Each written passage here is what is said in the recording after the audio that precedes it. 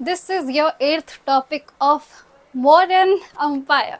इससे पहले हम खत्म कर चुके हैं, क्या खत्म कर चुके हैं, प्री मौर्य डायनेस्टी को खत्म कर चुके हैं, जिस टाइम पे हमने अलेक्जेंडर ने जो इन्वेट किया था, Mahapadmananda, Nanda dynasty, Shishunaga dynasty, Haryanka dynasty, सब कुछ हम देख चुके हैं।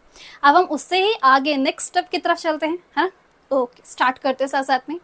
चलो के बैठ जाइए, कॉपी लीजिए, पेन लीजिए, ठीक है। साथ साथ में नोट्स बनाइए, नहीं बनाना है तो बाद में भी बना सकते हैं, टेलीग्राम ज्वाइन कर लेना, ठीक है। उसमें आपको इसका पीडीएफ अवेलेबल मैं करवा दूंगी। शुरुआत करते हैं मौर्य एम्पायर की।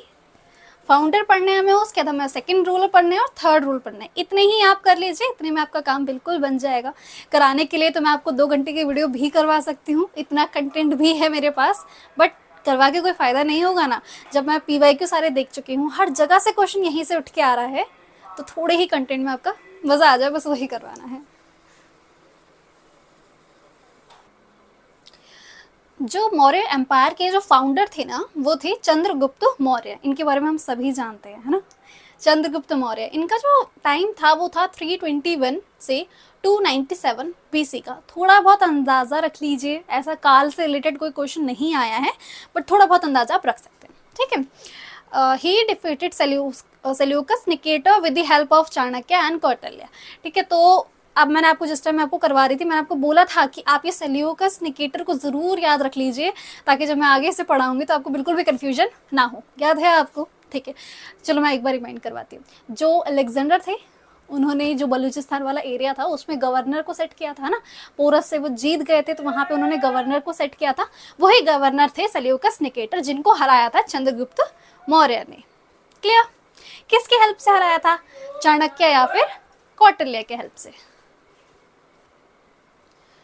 तो इन्होंने जो युद्ध करा था वो 305 बीसी में हुआ था। तो ये थोड़ा बहुत आप ईयर जरूर याद रख लीजिए, इसलिए मैंने इसको साइड में लिखा हुआ है कि वो ईयर से रिलेटेड क्वेश्चन भी आपको देखने को मिल जाएगा एग्जाम में।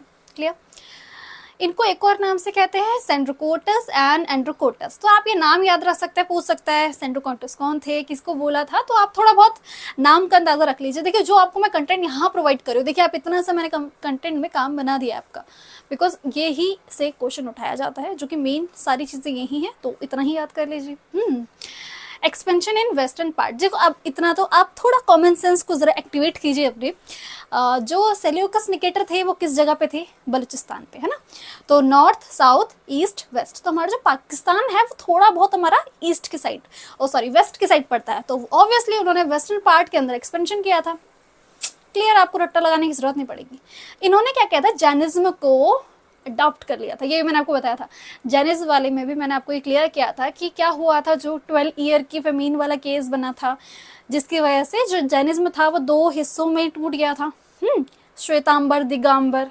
तो उन्हीं के साथ he died eight Sharavana Belagola हिल। तो ये शरवण बेलागोला हिल कर्नाटक में, मैंने आपको बोला था ना कि वो 12 ईयर फेमीन के लिए वो कर्नाटक, साउथ इंडिया में चले गए थे, और वहाँ पे जो रहे थे उन्होंने अपने वस्त्रों को त्याग दिया था। बट जो नॉर्दर्न इंडिया में थे उन्होंने अपने वस्त्रों को नहीं त्यागा था, और वो सफ़ेद कलर के कपड़े पहनने लग गए थे, इसलिए दोनों में इतना बड़ा अंतर बन गया और 2 हिस्सों में टूट गया।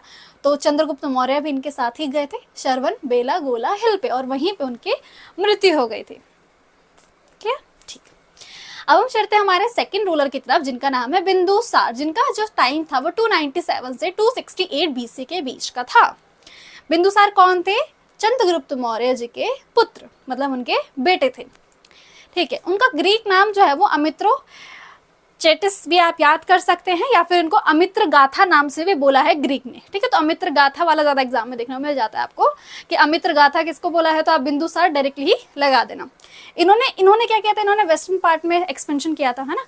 इन्होंने क्या किया? साउथ पार्ट में, इन्होंने नीचे के हिस्से को, जो हमारा इंडिया का नीचे का हिस्सा है, इस वाले हिस्से में ये इन्होंने अपना एक्सपेंशन किया था मौर्य साम्राज्य का।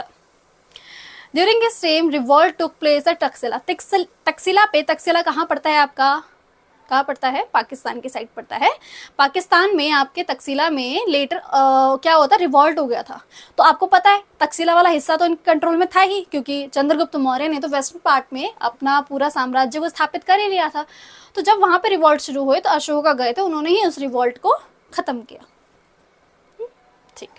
ही is said to have conquered land between two sea. इनको कहा जाता है, ये क्वेश्चन एग्जाम में देखने को आता है कि बताइए किसको कहा जाता है land between two sea. Two sea बोले तो आपका यहाँ पे क्या पड़ता है, BOB, यहाँ पे क्या पड़ता है आपका अरेबियन सी।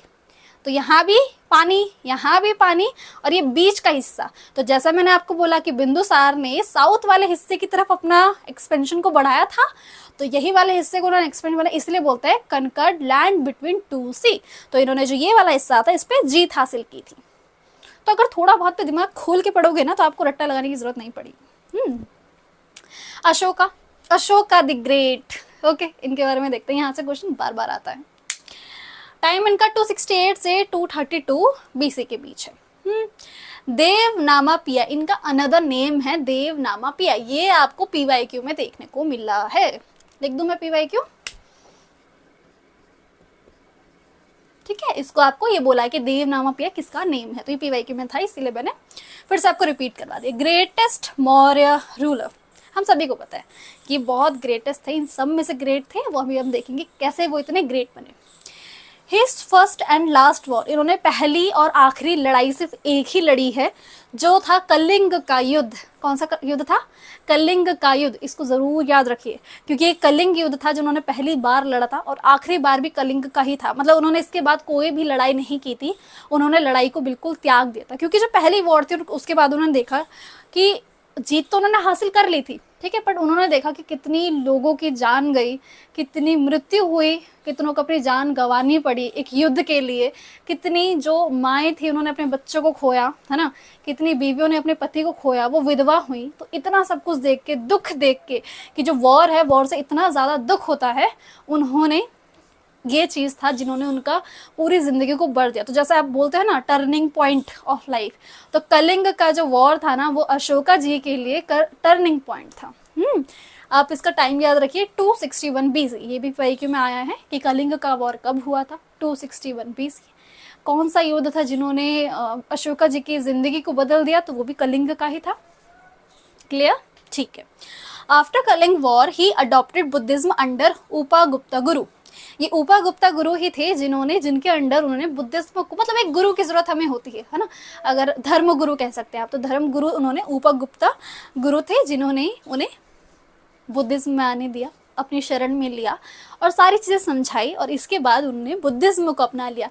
उनके दादाजी मतलब कि चंद्रगुप्त मौर्य ने जैनिज्म को अपनाया था और अशोका ने बुद्धिज्म को अपनाया था, कंफ्यूज मत होना, ठीक है। अशोका की जो मदर थी उनका नाम क्या था, सुभद्रंगी, द्रंगी या द्रंगी, ऐसे याद रख सकते। क्वेश्चन नहीं आया एग्जाम में, ऐसे डाल दिया मैंने बस यहाँ पे, ठीक है। तो ये आप बुद्धिज्म वाले याद रख सकते, कलिंग के बाद उन्होंने बुद्धिज्म को अपना लिया था, ठीक है। उसके बाद अगला पॉइंट देखिए, the emblem of the Indian republic has been adopted from a 4 lion capital of Ashoka pillar at Sarnath. Sarnath में एक 4 लायन कैपिटल है जिसको अशोका पिलर भी कहते हैं, इसी को ही हमने अपने इंडिया का एम्बलम बनाया है, ठीक है, हमारे देश का चिन्ह बोल सकते हैं आप। तो वो है ना जो 4 टाइगर्स हैं जो चारों दिशाओं में बैठे हुए हैं, और उसको हमने एम्बलम बनाया, वही है। ये वाला इंपॉर्टेंट है। सांची स्तूपा किसने बनाया, सांची स्तूपा क्या है, बुद्धिज्म, स्तूपा मतलब क्या होता है, स्तूपा रिप्रेजेंट करता है बुद्धा की डेथ को। जब हमने बुद्धिज्म वाला किया था उस टाइम में मैंने आपको बताया था कि जो स्तूपा वर्ड होता है ये डेथ को रिप्रेजेंट करता है। तो ये बुद्धिज्म के लिए, बुद्ध धर्म के लिए बहुत बहुत पवित्र जगह बोली जाती है, ऐसा कुछ होता है। तो वो उन्होंने सांची स्तूपा बनाया था जो कि बहुत फेमस हुआ था, बहुत, हर किसी का अटेंशन इस तरफ हो गया था, और ये कहाँ पे हमारा MP में। तो ये वाला भी ज़रूर कर लीजिए, बार बार आपको देखने को मिलता है। मैं यहाँ पे PYQ लिख देती हूँ ताकि आपको याद रह जाए, ठीक है। तो PYQ में बिल्ड सांची स्तूपा तो बिल्कुल भी मत भूल जाना, मैं आपको कह रही हूँ बिल्कुल भी मत भूलना। सांची स्तूपा अशोका ने बनवाया था, ये MP में है, बुद्धिज्म से रिलेटेड है, क्लियर। महेंद्र और संघमित्रा, ये इनके बेटे और बेटी थे, महेंद्र और संघमित्रा। तो इन्होंने क्या किया, अपने बच्चों को भेजा कि कहाँ भेजा, श्रीलंका में भेजा, टू प्रोपागेट बुद्धिज्म। तो बुद्धिज्म की प्रोपागेशन के लिए, बुद्धिज्म को आगे बढ़ाने के लिए, क्योंकि इन्होंने बहुत जोर लगाया बुद्धिज्म को आगे बढ़ाने के लिए। हमारे इंडिया में ही बुद्धिज्म नहीं टिक पाया बिकॉज हिंदू धर्म में वापस अपनी जगह ले ली, बट श्रीलंका के एरिया में, थाईलैंड एरिया और चाइना में भी, तिब्बत एरिया, म्यांमार, इस जगह पर भी अभी भी बुद्धिज्म एग्जिस्टेंस में है, ठीक है। तो इन्होंने श्रीलंका में जो भेजा, महेंद्र संघमित्रा को भेजा, जिन्होंने श्रीलंका में बुद्धिज्म का प्रोपगेशन किया। ये क्वेश्चन भी पीवाईक्यू में था, इसीलिए यहाँ ऐड किया गया। That's it. ओके, सो कुछ भी डाउट हो मुझसे पूछिए, मैं साइड हो जाती हूँ। नोट करना चाहे तो नोट कर सकते हैं। बाकी मिलते हैं नेक्स्ट वीडियो में। See you in the next one. Bye bye.